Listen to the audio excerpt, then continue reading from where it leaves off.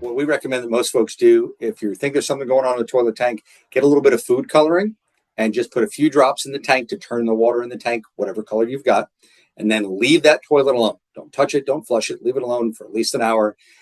If you go back into that bathroom and you see colored water in the bowl, that's a sure sign that something is letting water from the tank into the bowl. It could be as simple as just the flapper needing to be replaced. It could be that the fill valve isn't shutting off all the way. Sometimes we even find that the toilet is okay, but the pressure to the home is so high that it's forcing the fill valve open and it's pushing water from the tank into the bowl. So we use dye tablets when we show up, food coloring on steroids, so it goes really fast and turns everything really deep blue. But just dumping a couple of drops of food coloring in the tank and going back to look at it will be a surefire way for you to tell if something from the tank is winding up in the bowl. On occasion, you'll even find leaks from the tank to the exterior of the bowl, like we mentioned before, that can follow the bowl, and you'll see little trails of colored water now running down the sides of the white porcelain.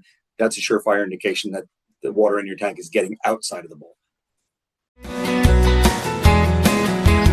ABC Home and Commercial Services.